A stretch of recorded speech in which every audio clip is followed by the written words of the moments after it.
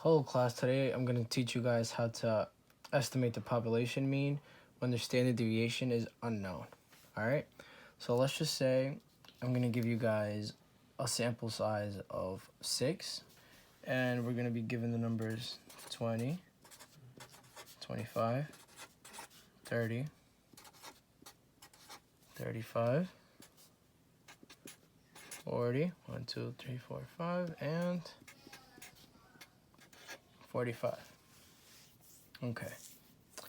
Now, the first thing you want to do is you want to find the mean. So what you do is you add all of these numbers, and of course you divide it by the amount of numbers, which is 20 plus 25 plus 30 plus 35 plus 40 plus 45, and we get 195. Now you divide 195 by 1, 2, 3, 4, 5, 6. We divide that by 6, and we get roughly 32. Oh, my bad.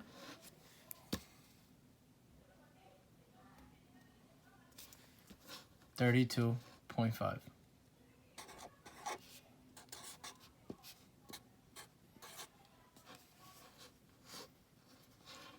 Now, that is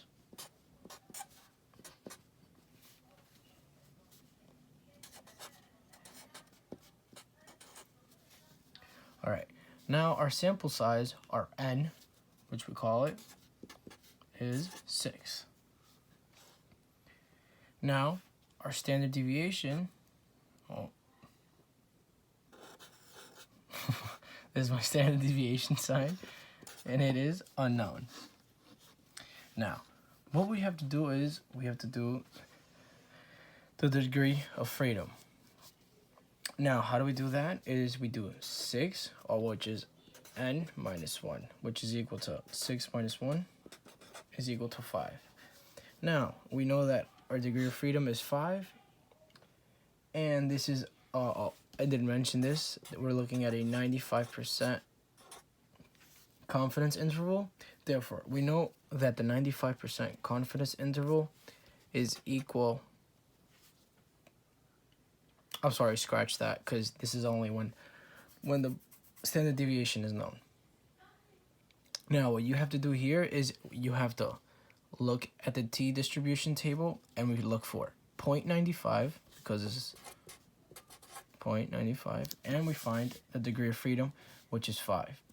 Now, I already saw that, and on the table, when we look at where 0.95 and 5 meet, we get, I'm just right here, 5 and 0.95. It is equal to 0.571. All right, that's when they both meet on the t-distribution table. It's equal to 0.571. Now that we know that, we actually have to go back a few chapters and find the standard deviation. Now, how do we do that? We do every single number minus the mean, and then we square it. So it would be 20 minus 32.5 squared. I'm just going to write all of these out really quick.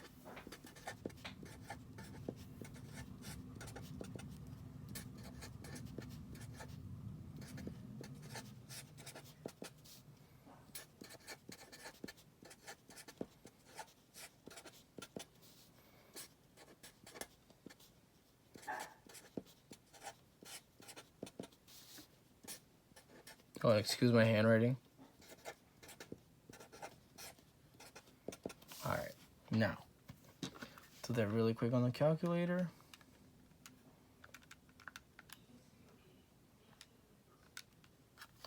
This gives us about 156.25.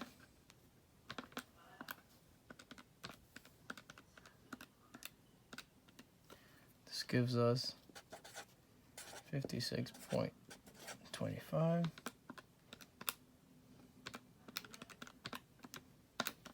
This one gives us 6.25.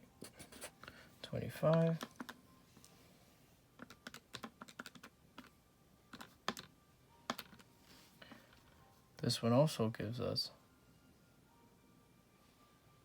6.25.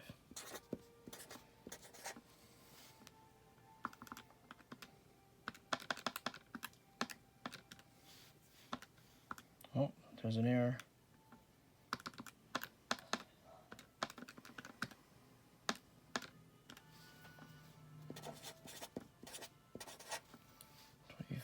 And then last one, square that, and you get the same thing. All right, now that we know all of those, we would have to find the sum, which that equals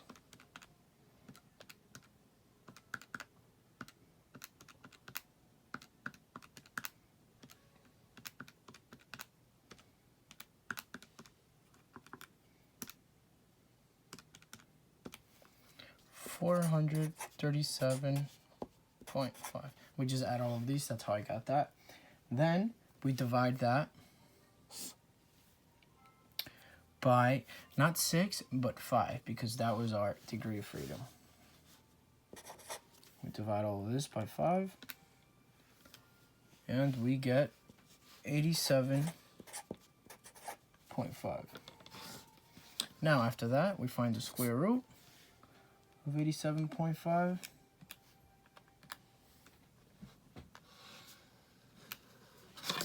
And it is equal to roughly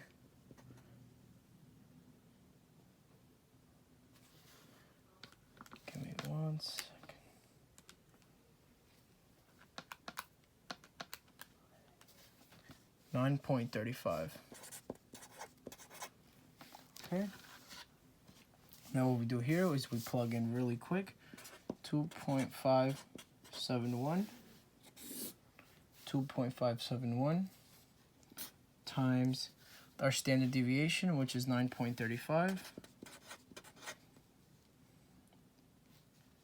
divided by the square root of 6. Now when we do that, we get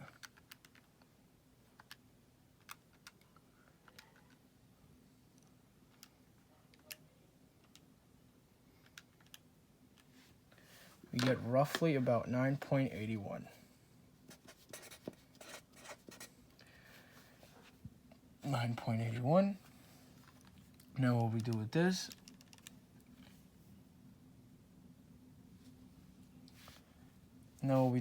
is that we do 32.5 plus 9.81. We get 42.31. And then we do 32.5 minus 9.81.